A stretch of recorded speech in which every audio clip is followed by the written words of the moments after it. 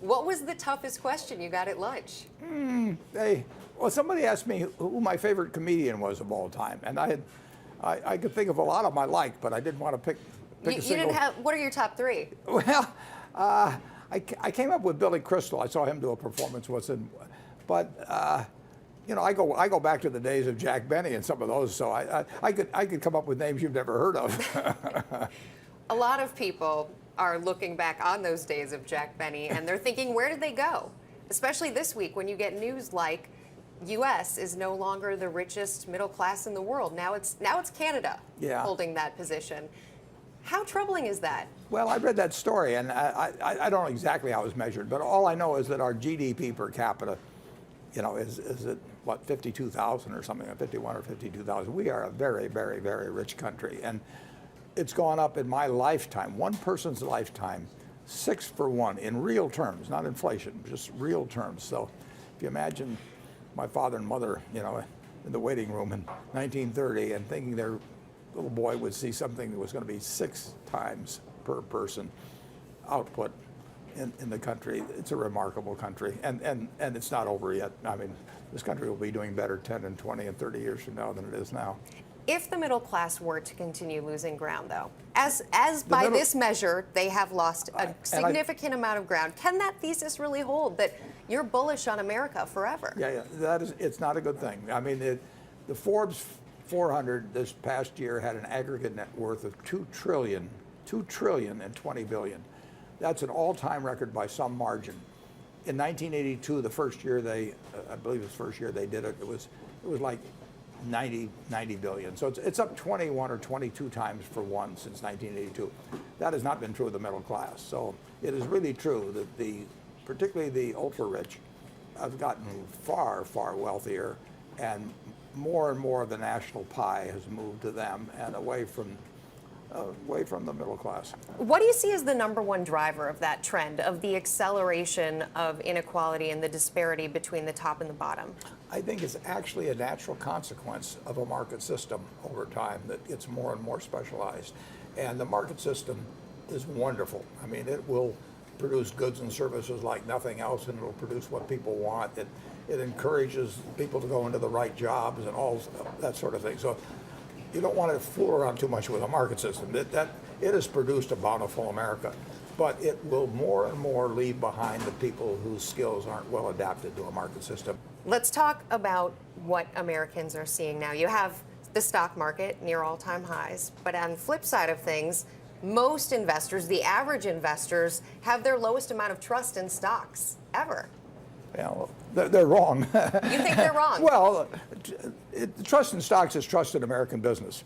I mean, that's all stocks are, as a part of American business. And American business has done very, very well for people for a long, long time. Now, there's lots of interruptions, and there can be market panics, and there can be all kinds of things. But business will keep turning out more and more goods, and they'll be earning more and more money over time. And the people that own American business are going to do well over time. I don't have the faintest idea what's going to happen next year or 2 years from now or next week or next month, but I do know that 10 years from now and 20 years from now and 30 years from now, the people that have owned stocks will have done well.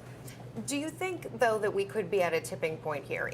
If corporate America in this year doesn't make big investments, in some cases do some wage increases, and really think about growing and expanding their businesses, does that hurt the framework of this recovery? Well, I think most businesses are thinking about it.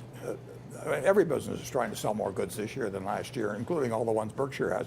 We spent $11 billion on plant and equipment last year, and we'll spend more this year. American business, it wants to do more business, and they're doing it. I mean, that's what's happened in the last 4 years, ever since the fall of 2009, year after year. Our railroad is carrying a lot more goods than it was 2 or 3 or 4 years ago. They're somebody else's goods, but we're moving them. So, which is always a good sign for the economy and recovery and movement. Oh, sure. Our economy is moving forward, and it's been moving forward ever since the fall of 2009.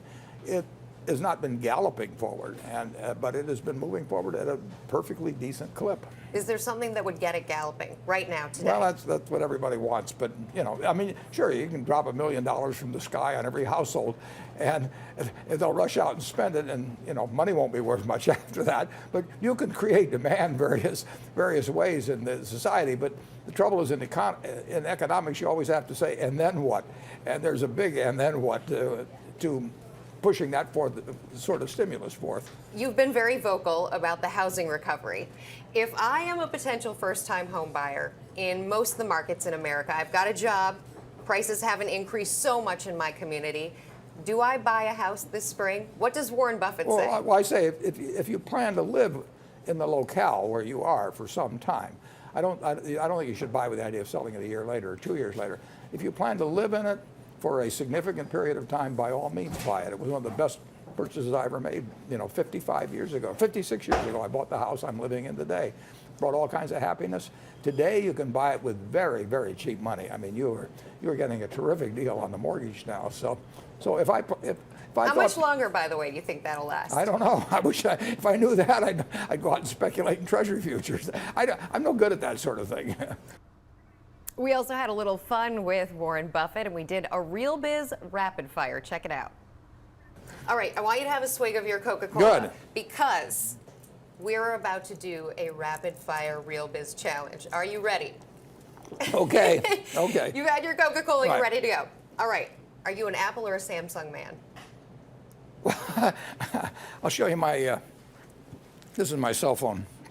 How do you tweet on that thing? Alexander, it's falling apart as a matter of fact. No, Alexander Graham Bell gave me this. With your actually. room key in the middle, Yeah, right. which is black, by the way, Yeah. so no one knows where you're actually Yeah. staying, which is good. Alexander Graham Bell gave you the phone. So how do you tweet? I've had 5 tweets and another person did it for me. Another person took care of it. Yeah. Have you ever bought anything on Amazon? My assistant has bought for me. She bought quite a few books for me. Books? Yeah. What was the last book you had her buy on Amazon? I'm not sure I remember, but actually they were older books that I've already got in my library, but it's too much trouble to try and find them in my library, so I just buy another copy. How many books are in your library? Too many. Which industry that we rely on today is going to be gone by the time our grandchildren grow up? For example, cars. Are they still going to rely on gas? Over time, that will diminish dramatically. What are we going to be surprised has barely changed 50 years from now? Human nature. Yeah, people will be doing exactly the same foolish things they do now. Are we ever going to see a Jetsons-like world? Food, pills, and jetpacks? Not for me. What's in your wallet right now? I'd say about probably $400 or $500. $400 or $500 Something like that, in yeah. cash. Yeah, Is that what you're always carrying? I generally carry something like that. In yeah. 20s or 50s or hundreds? Well, I've got a few hundred. I want to see. Let's see. You want to see? Okay. Yes, sure. I do. Yeah, well, most women do. You're not unusual. What have I got? I've got 5 100s. 5 100s. Yeah, and then some. All right, a 10, a couple ones, a 5. This is- You're ready to tip and you're ready to dine out sure. and have a big night out on the town Yeah, tonight. this is pretty standard. Are we going to have cash in 5 years? Yeah, 10? sure. 20? Yeah. We're going to keep being a cash We'll society. use cash. How about credit Well, no, cards? I don't. Well, we'll have loads of credit cards and everything else, and we'll have lots of systems of payment, but we'll have a lot of cash.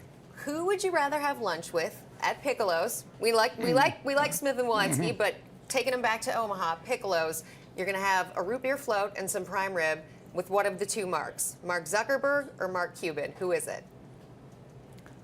Probably Mark Cuban, because I'd understand more of what he was saying. What are you going to talk about with him? Well, we'd talk basketball and probably gambling, a few things like that. All right. Well, Warren Buffett, we really appreciate your time. Thanks so much. Okay.